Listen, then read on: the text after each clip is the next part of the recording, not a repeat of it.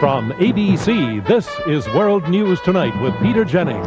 Good evening. Not even during World War II did a whole British government come so close to being wiped out.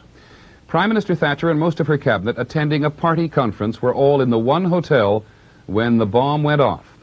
Mrs. Thatcher herself may have missed death or injury by only a couple of minutes. 4 people are dead, more than 24 injured. The outlawed Irish Republican Army says it was responsible and adds, "We were unlucky, but remember, we only have to be lucky once." ABC's Mike Lee in the seaside town of Brighton. The explosion at 3 o'clock this morning ripped through the upper floors of the posh Grand Hotel. Some of Prime Minister Margaret Thatcher's political aides were trapped for several hours before being pulled to safety. Was there anyone with you in that room? No, nobody at all. Nobody at all in that room? Others were suffering from shock. There was a loud explosion and I was blown through the air about 15 feet. The bomb went off only a few yards from the Prime Minister's rooms, yet she and her nearby senior ministers escaped unhurt. Even as the rescue continued, Mrs. Thatcher reappeared in public. You hear about these atrocities, these bombs. You don't expect them to happen to you. Mrs. Thatcher herself had a narrow escape. She had left her bathroom only 2 minutes before it was demolished. And some officials who had been sleeping upstairs were found trapped 2, 3, or 4 stories below. Apparently, the terrorists had no problem whatsoever in gaining access to the Grand Hotel last night to plant their bomb. According to several eyewitnesses, security was so lax that almost anyone, even without conference credentials, could have walked in off the street and walked unchallenged throughout most of the hotel. Margaret Thatcher, who's always relished the nickname Iron Lady, kept her appointment with the Tory party conference today and had an answer for the IRA. And the fact that we are gathered here now, shocked, but composed and determined, is a sign not only that this attack has failed, but that all attempts to destroy democracy by terrorism will fail. Ironically, it was her worst and her finest hour. Police protection had failed. Friends and supporters had been murdered and injured. And the cherished democratic tradition of open access to political leaders may be dying. The day ended with more of the Grand Hotel and a British symbol coming down. Yet Margaret Thatcher's government stood up in a mood of defiance and patriotism which may well translate into widespread political gain in the midst of tragedy.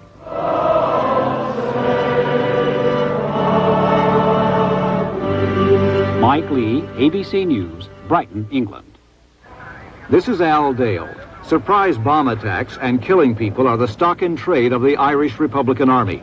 They believe in using terror as an equalizer, recognizing that their numbers and resources are far less than those of the governments they oppose in London and Dublin. Any group of terrorists, even if relatively small, is capable at any time of attacks that can kill, maim, and destroy.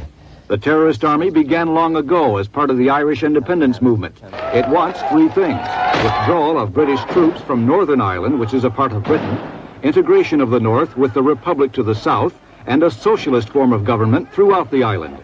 While the main battleground is Northern Ireland, the IRA's attitude is 1 bomb in London is worth 100 in Belfast.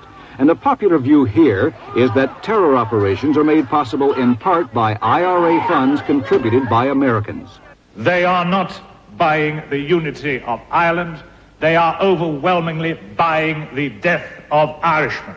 Targets include soldiers and civilians on both sides of the Irish Sea. 1982, 11 British soldiers and several Irish civilians died in an IRA explosion at a pub in Northern Ireland. Last Christmas, 6 people died and 93 were hurt when an IRA bomb went off at Harrods department store in London. The list is long and would be longer, except for British and Irish vigilance against gun running. Even though Prime Minister Margaret Thatcher survived the assassination attempt, the IRA clearly considers the operation a success, simply because it penetrated the highest levels of the government they hate. Al Dale, ABC News, London. Later in this broadcast, the vice presidential debate continues. Out on the road, President Reagan strikes a familiar political pose, and fishermen and swimmers worried about a rash of shark attacks off the coast of Northern California. This is World News Tonight, brought to you by Tums. Sodium can turn up where you least expect it, even in your antacid tablet. Looking for an antacid without sodium? Tums is virtually sodium-free, and it also neutralizes 1/3 more stomach acid than the other leading brand. Tums lets you do without the heartburn and without all that sodium. And for liquid strength in a tablet, Tums EX.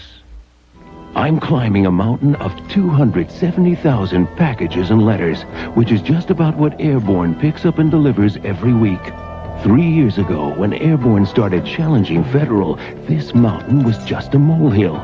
Then we began delivering most of our packages before 10:30 a.m. And today, more and more people are switching to Airborne than ever before. At Airborne, we'll move mountains for you. So watch out, Federal. Here comes Airborne. Well, on this day after the vice presidential debates, let us first give you the reaction of those people polled by ABC News. 42% thought George Bush was the winner, 33% favored Geraldine Ferraro, and 25% of the people we talked to thought it was a tie. And then there is what the politicians had to say. President Reagan thought Mr. Bush was just great. Ms. Ferraro's people insisted that she had won it hands down. Congresswoman Ferraro was up celebrating until 2 in the morning, and when she and Walter Mondale crossed paths in the Midwest today, they had something of another celebration. Here's ABC's Lynn Scher. The Democratic candidates joined up before a monstrous crowd in Madison, Wisconsin, looking and acting like champions. And when Mondale introduced his running mate as the fighter from Philly, she answered in kind. First you won one, then I did. Now you're back in the ring, and they're all yours. As the senior member on the ticket, Mondale went after George Bush for his comments last night on the bombing of the Marine barracks in Lebanon.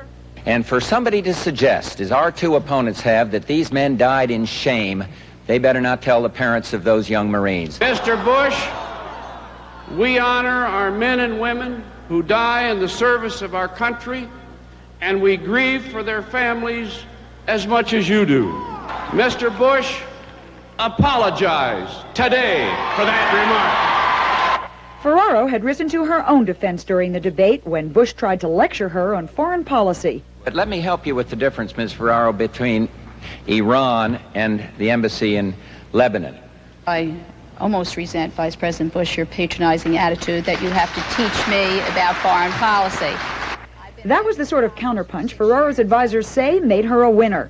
Although some criticized her reserved manner and constant note-taking, supporters say that was a deliberate attempt to show that she could be presidential. That she could go anywhere in the world and represent the United States of America, that she wouldn't need cue cards in a crisis, and that she could handle herself very well. But today, she was back to her more familiar self. It's getting hot, and they're feeling the heat. It's getting close, and they're getting worried.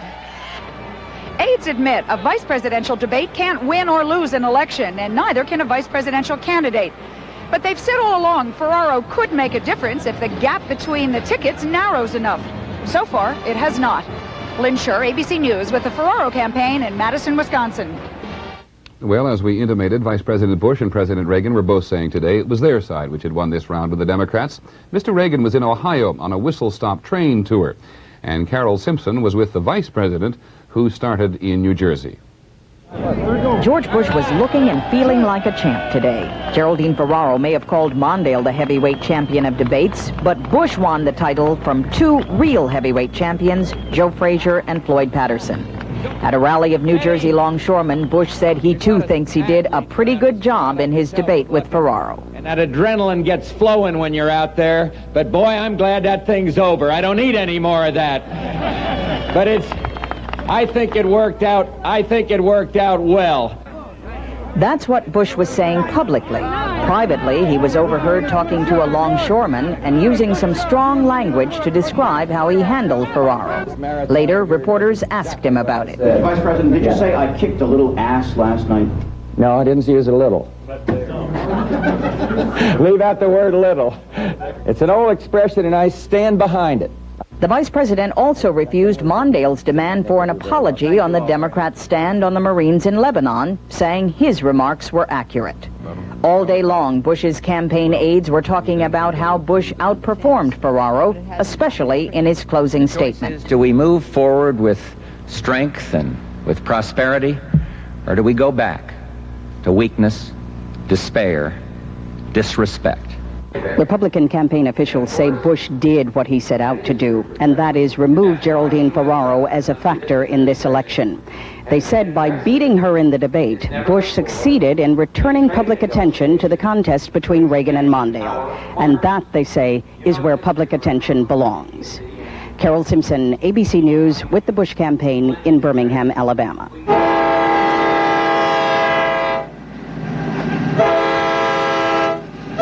This is Sam Donaldson. The railroad train the Republicans called the Heartland Special rolled through Ohio today from Dayton to Toledo, pulling Harry Truman's old car, the Ferdinand Magellan, and its latest VIP occupant, Ronald Reagan. A lot of people turned out to see him. And at stop after stop, the president lit into Walter Mondale in Give 'em Hell Truman style. His philosophy can be summed up in 4 sentences. If it's income, tax it. If it's revenue, spend it. If it's a budget, break it. And if it's a promise, make it. The Heartland Special didn't come cheap, but then the throng of reporters crammed aboard to cover the event were charged $1,000 apiece for the privilege.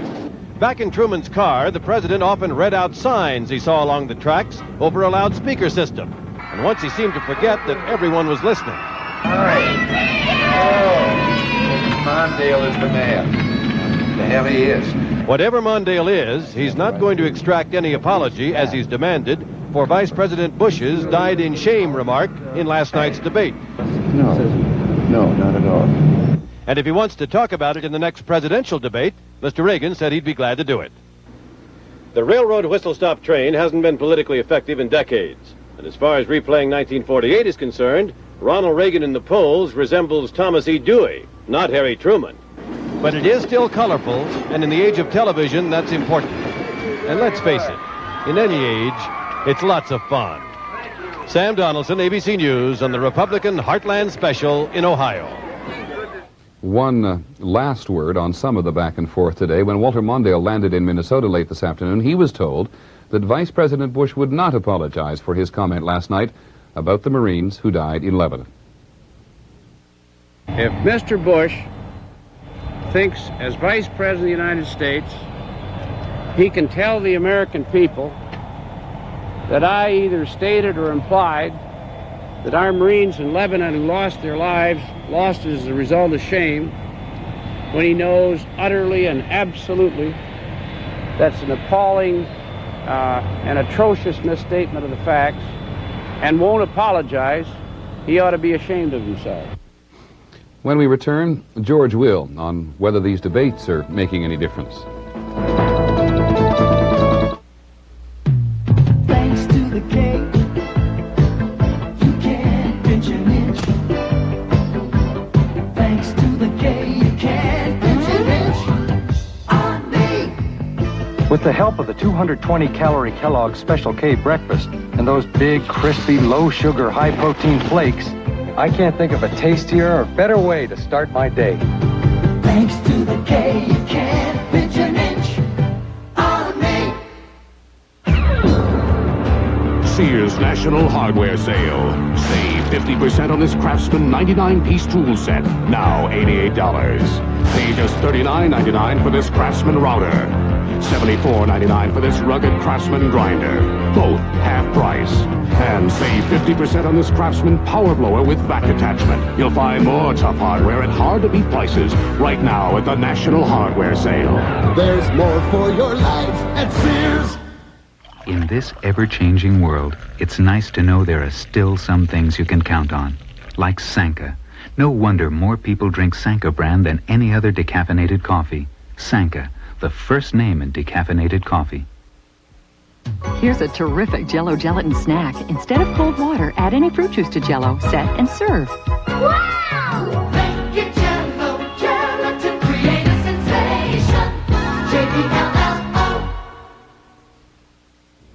George Will is with us tonight in our Washington Bureau. And, George, I gather you have some comments on whether or not these debates are changing things at all. It's been an utterly changed week, Peter. It's a week that demonstrates the old axiom that in American politics, overnight is a long time and a week is forever. It's a week that ends with the president in Ohio, and it confirms for the Republicans what I would call the Ohio in 1895 principle. In Ohio in 1895, it is said there were just two automobiles, and they collided, which means if something can go wrong, it will. The president's debate went wrong. As a result, we've had a third debate this week, a fierce and public debate among the president's aides about who's to blame for inadequately briefing him. Now the various Bushes, George and Barbara, have said some indiscreet things, one of which has started a fourth debate, a debate between Walter Mondale and George Bush. Look how things have changed, Peter, in 1 week. Last Friday, Ronald Reagan, to the extent that he was running at all, was running against Jimmy Carter in a kind of lethargic way. Walter Mondale couldn't get Ronald Reagan to pay any attention to him, so he seemed to be running against Jerry Falwell. It was widely said that Ms. Ferraro was running for the Senate in 1986, and George Bush was running against or perhaps away from the Internal Revenue Service. Now, as a result of the various debates, all four of them, we have a clearly concentrated race between the tops of the tickets. George, let me ask you about the language. It's getting a little heavy at the moment. Well, I think that Ms. Ferraro scored a point today in Madison when she said, as we saw just a moment ago, that the Republicans are feeling the heat. This is the behavior of people who, frankly, seem quite rattled. What about a little farther down the road? You want to make any guesses or predictions? There will be some unpredictable things we can't predict. But one thing is predictable. The Republicans in a few weeks, Peter, are going to make a great deal out of the anniversary of the Grenada invasion, because that will underscore some of their themes of strength and patriotism. They also are worried, very worried, and don't want to talk about it for understandable reasons, about the possibility of yet another, a fourth bomb attack in Beirut. George, thank you very much. George Will. Well, with just 3.5 weeks until the election, positive economic news is particularly welcome at the White House. Two sets of encouraging statistics were released today, and with tonight's Money Matters, here is our economics editor, Dan Kortz. Americans went on a new shopping spree, sending retail sales up last month by a surprising 1.6% and reversing a midsummer slump. Sales of clothing were especially strong, jumping more than 5% from August's level, but other items also did well. For example, car sales rose 1.3% in spite of shortages of some bigger models and high interest rates on car loans. Economists say the latest figures suggest the recovery is still strong and point to a booming Christmas season for the nation's merchants. Sales should get a boost from the price level. The government reported wholesale prices were down 0.2% last month. It was the second monthly decline in a row, the first such two-month drop in wholesale prices in 8 years. That's almost a guarantee that retail prices will continue their modest rise in the months ahead. The White House hailed the two statistics as a winning team, and Wall Street liked them too. The Dow Jones Industrial Average gained almost 8 points today for its third straight winning session. For the week, the index was up about 8.25 points. That's Money Matters for Friday. I'm Dan Kortz. We told you last night about a controversial student referendum at Brown University in Rhode Island. Students attempting to focus attention on the arms race had asked to have the university's health center stock suicide pills to be used in the case of nuclear war. Today, the students approved the idea by a 3-2 margin. The university has said it will ignore the request. There was a meeting in Puerto Rico today between Pope John Paul and the Secretary of State. George Shultz had been in El Salvador and was stopping in San Juan on his way back to Washington. The Pope had been on a visit to the region honoring Christopher Columbus. He is also on his way home. Earlier today, without naming any countries, the Pope called for an end to what he called interference by foreign powers in Central America. In just a moment, the 98th Congress. Some thought it would never end.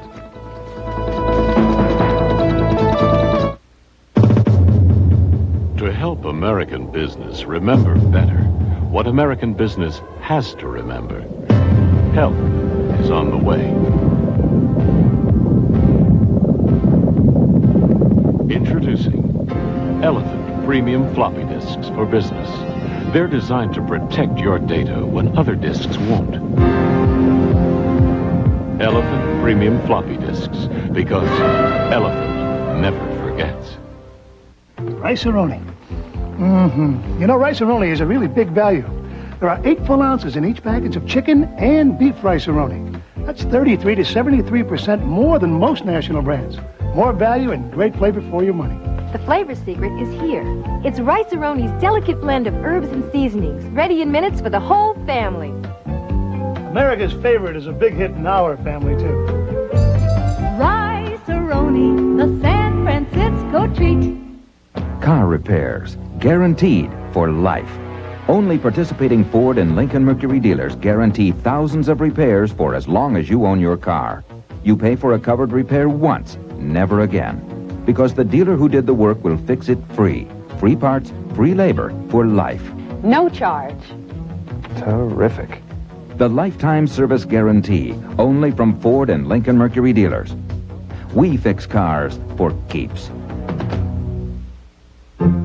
We know Dunkin' Donuts are always fresh and come in more varieties than supermarkets. Excuse me. But we like to make sure. Do you have delicious chocolate frosted donuts like Dunkin' Donuts?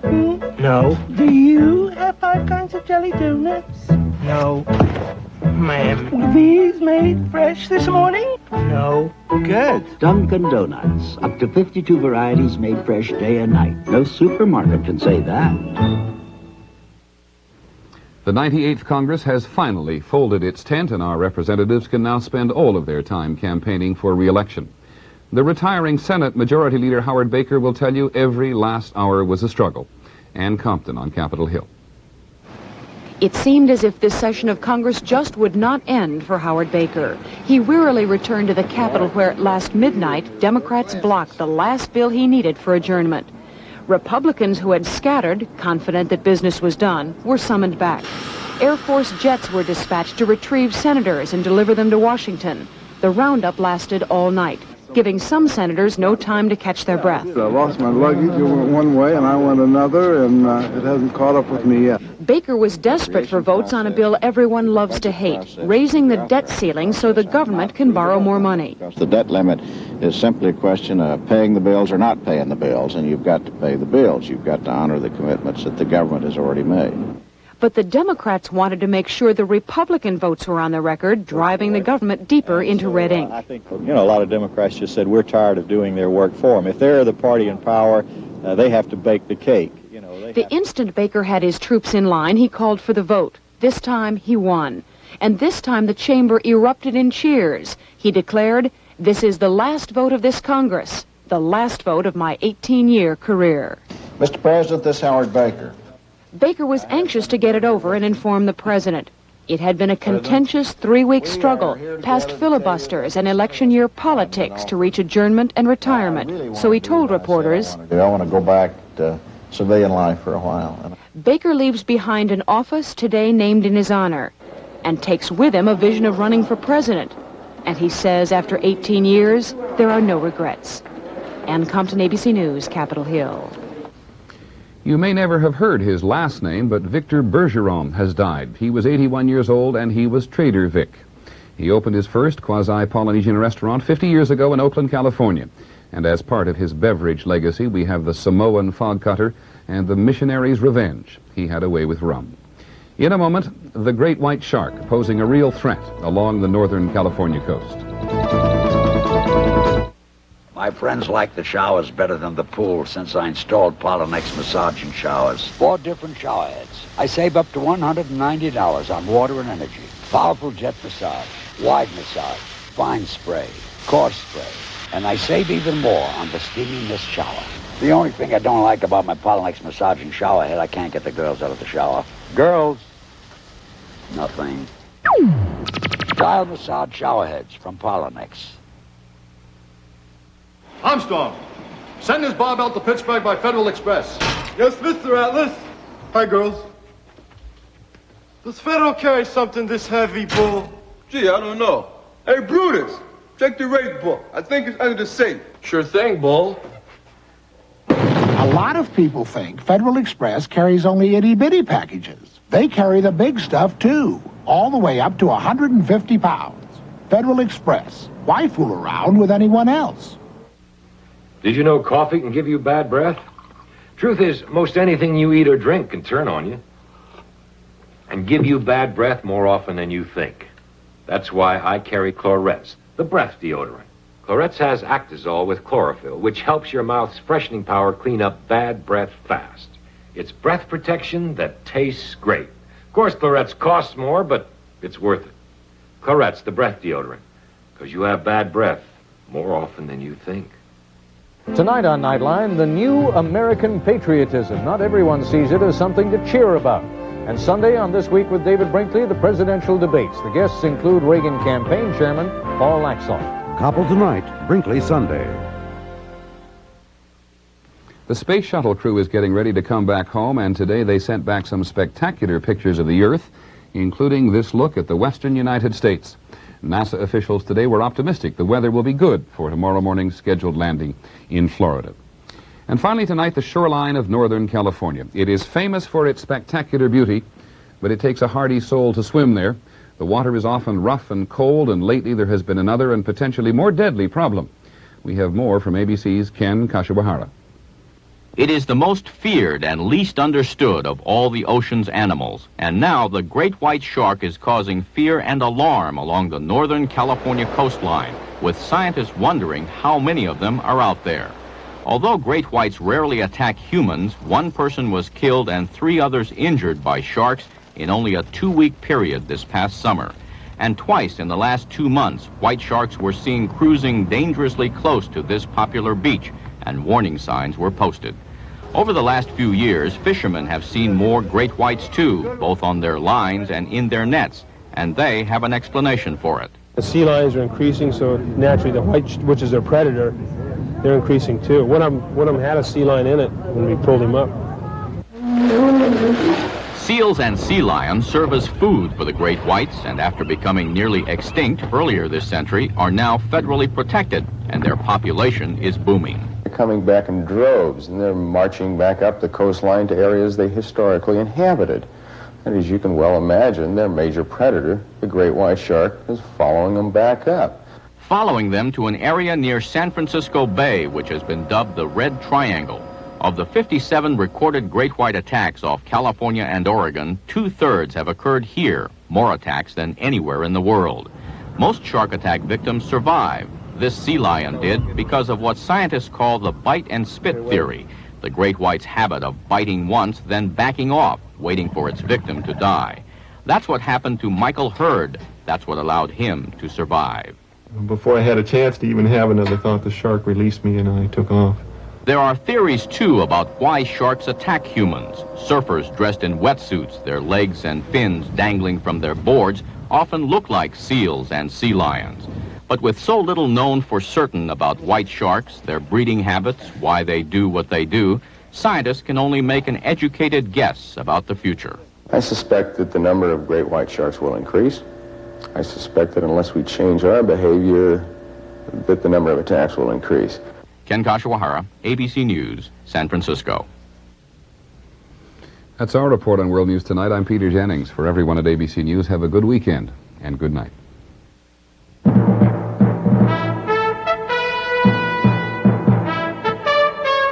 Tonight on Nightline with Ted Koppel, the new American patriotism, a look at why many feel it's not something to cheer about. That's tonight on Nightline. From ABC, this has been World News Tonight with Peter Jennings. Tonight, Mac and Andy's stake out an island where anything goes. The only thing we don't offer around here is a money-back guarantee. Hawaiian heat. Then, a hot love affair for CJ leaves Houston out in the cold. Matt Houston. All starting at 9, 8 Central tonight.